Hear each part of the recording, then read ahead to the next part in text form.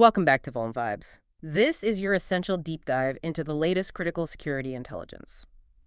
Today, we've got an urgent one. We're breaking down two pretty significant security advisories from Adobe, and they really show how these, well, established attack patterns keep finding new ways in.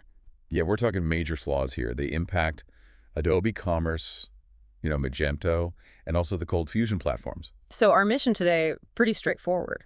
Exactly. We're aiming to cut through the noise, give you the absolute critical details you need on these threats, what they mean technically, the real implications for your infrastructure, just the core intel. Okay, let's dive straight in them. First up, this high-severity flaw in Adobe Commerce and Magento open source. It's codenamed SessionReaper, CVE-2025-54236.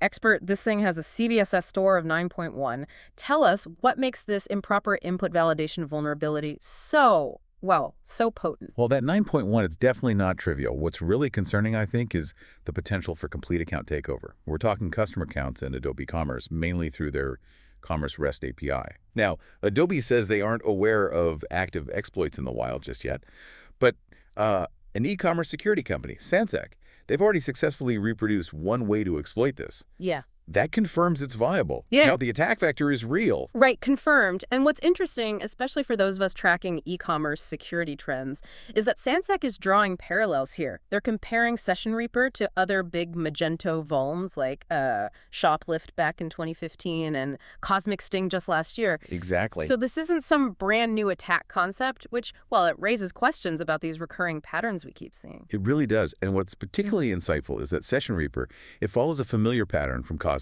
Sting. It combines a malicious session with a nested deserialization bug.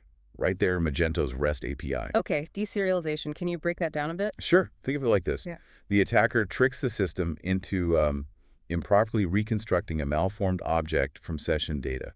It essentially forces the system to execute code the attacker controls. Yep. And while the specific remote code execution method seems to need file-based session storage, this is important. Merchants using Redis or database sessions, they absolutely need to take immediate action too. There could be multiple ways to abuse this. No one's really safe just based on session storage type. Okay, multiple avenues. So what's Adobe doing? I heard a hot fix is out. Yes, a hotfix is available, and Adobe has deployed Web Application Firewall, or WAF, rules to protect Adobe Commerce on their cloud infrastructure. And the scope. Which versions are actually affected here? It's pretty broad, actually. We're looking at various versions of Adobe Commerce B2B, and Magento open source.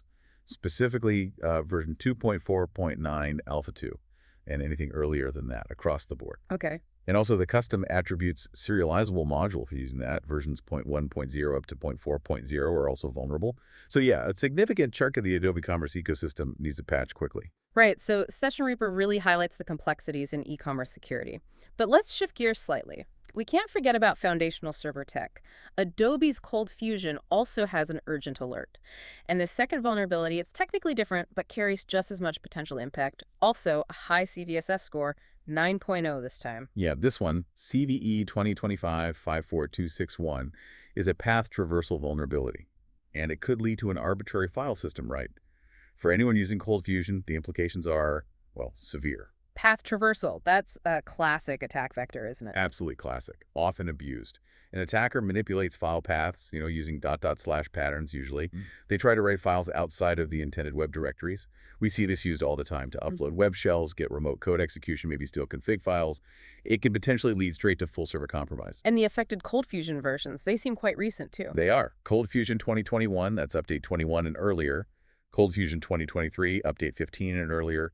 And even Cold Fusion 2025, update 3 and earlier. And this applies across all platforms. Covers a lot of ground then. It really does. The message here is crystal clear. Oh. If your organization runs Cold Fusion, patching these systems immediately isn't just like a good idea, it's absolutely paramount. You have to mitigate this risk. This kind of vulnerability gives attackers a really fast foothold once they're in. Okay. So, wrapping up, we've covered two major Adobe vulnerabilities today. SessionReaper hitting Adobe Commerce and Magento open source, and this potent path traversal flaw impacting Cold Fusion. Both demand immediate action from a really wide range of Adobe users. Yeah, and if we connect this back to the bigger picture, these incidents, they just powerfully underscore that continuous need for vigilance, proactive security. It really highlights how understanding the underlying attack patterns like deserialization, like path traversal, and knowing your specific attack surfaces, well, it's key to staying ahead. So here's a final thought for you, our listeners. Considering that SessionReaper follows what we called a familiar pattern from past attacks, and path traversal is, frankly, a well-worn path for attackers, how can organizations really move beyond just reactive patching? How do we build more resilient, more proactive defenses against these evolving yet often familiar threats? Something to think about as we all work to build a stronger security posture in this constantly shifting landscape.